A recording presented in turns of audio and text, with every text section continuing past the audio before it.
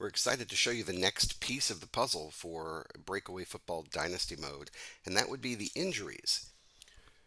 Breakaway football has not had injuries until the Dynasty mode, and injuries are an important part of the game if you're going to have persistent seasons where teams can change year over year. As we know, in professional football, injuries do happen and they can change the course of your season.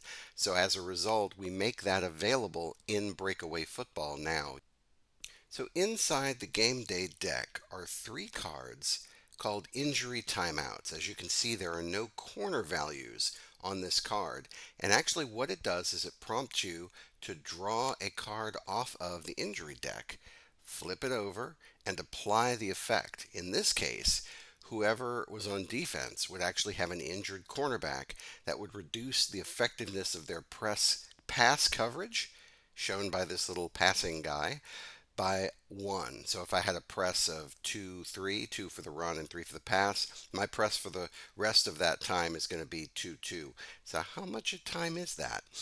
We actually are going to take a look at the duration down here, and it's based on the game day card that's used to resolve the play. So we'll show you that in just a moment. It is possible for this card to simply be a shaken up effect, which would discard at the end of the next quarter, or it could be knocked out where the person is actually affected, they're gone for the entire game. In the instance where it's knocked out or carted off, someone who has a major injury that will be resolved after the game is over, this card would actually be placed on top of the injury timeout card, and this injury timeout card would be removed from the deck, the game day deck, meaning that the maximum number of injuries that can occur, serious injuries, in a game is 3. There are only 3 of these injury timeout cards. And so this way, we don't have games completely run away with injuries, but they have been throttled to have an appropriate number of injuries.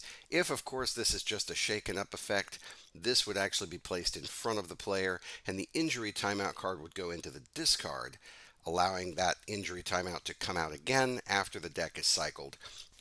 Let's pick up the action now in the second quarter. We have the Sharks versus the Hydra. Sharks are winning 10-7, and we've got a pro set versus a 4-3. This is an inside run against the zone, so right now it's a 2-on-2. Minimum gain of 1 on this play means the Sharks are going to gain 1, and we'll draw our game day card.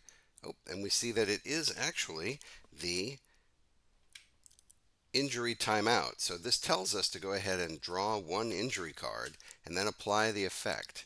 So we're going to flip this over, and that is a safety. So that's actually going to apply here to the Hydra because they are on defense right now. So their safety gets injured, and that means that all of their passing defenses are now at -1. I can only assume that that is Ronnie Lott who just got hurt.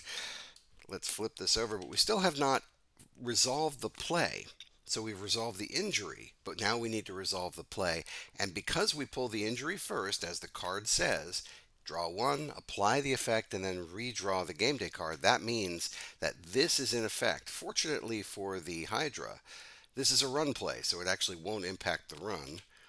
And there we go. We have a pick one man to beat, which has no impact, and so this would be a gain of 1, and it's now second down. But we now look at this card to see the effects. Notice the duration here.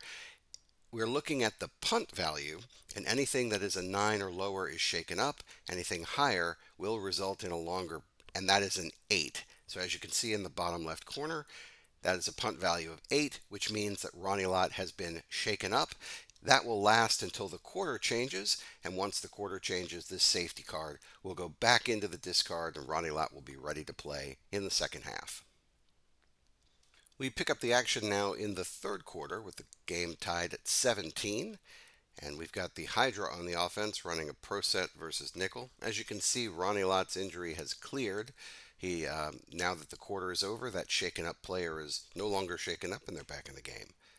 All right, so it is now 3rd and 4, and we've got a boot Y comeback, which is a play action pass of 5 versus wide run. So that is a pass of 1. So right now it's 5-on-1. It's a gain of 4. It actually will be complete for the first. Let's see what happens here. And we've got another injury timeout. So let's take a look at that again. We're going to draw one card, apply the effect, and then we're going to redraw a game day card. Oh my. So that is a wide receiver. So again, that's going to apply to the offensive team, which right now is the Hydra. And that is going to be -1 to their play action pass, and that's actually what they called. So 4 on 1 is going to be a gain of 3. That's going to come up 1 short. But remember, we still have to redraw the game day and have a card that, oh, and it's a pump fake. Okay, so that is a +1 to the play. So how this works is this +1 has actually offset this -1 to the play action pass for this down. 5 on 1 is a gain of 4. 1, 2, 3, 4, and they do get the first down. Wow, that was very fortunate for them. But now we need to see whether this play action pass is going to be persistent or not. Again, the way we look at that is the injury duration. We're looking at the punt value of the card that was used to resolve the play, and that is a 10. So a 10 is actually going to be knocked out. That effect card lasts for the entire game. So in that case, we're actually going to take the injury timeout card out of the discard. We're going to put it in front of the player, and we're going to put this card on top of it. That means that we now have a persistent injury. So this applies for the rest of the game. Every time this team uses a play action pass, it's going to be at a value of -1. Again, not something that could destroy their offense, but certainly something that could influence their strategy and their game plan. Last thing to note is that because this injury timeout card is out of the deck, there's only 2 left in the deck, so the likelihood of injuries occurring actually drops the more persistent injuries that you see throughout the game. If you forget how to apply the injuries, there's a handy card here that shows you exactly what happens, and notice that you actually ignore injury timeouts drawn on special teams plays. So if the black injury timeout card comes out on a punt, field goal, or a kickoff, you would actually ignore that, simply put it in the discard, and proceed with play as normal. The injuries only occur when the offense is against the defense.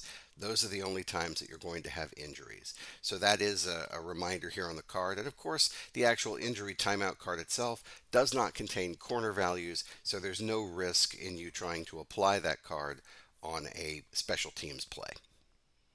The duration of the injury is processed after the game. So that is a between games activity. You'll actually be looking at charts that are inside the Dynasty Mode player book, and you'll be consulting the durability of the player. If it is the whole roster thing where you have individual players, you can actually look at their durability and roll on the appropriate chart to find out what damage has occurred and how long they're going to be out. If it is your franchise where you're only creating that single season iconic franchise the same way that we've published all of the teams in Breakaway Football, then the likelihood is that you'll actually retain this card for however many games are necessary in order for that person to be well again. We hope you've enjoyed this sneak peek at the game day injuries. Remember, all of these components that are new are still in design and development phases. They may not look exactly like this when they are printed, but for right now, these are the prototype components. We're really happy with the usability and the functionality. The design is very clean, and we've done some testing that has shown that it is very easily accepted by the users. So we're excited to get it out to you, and we hope that you're excited to play with it.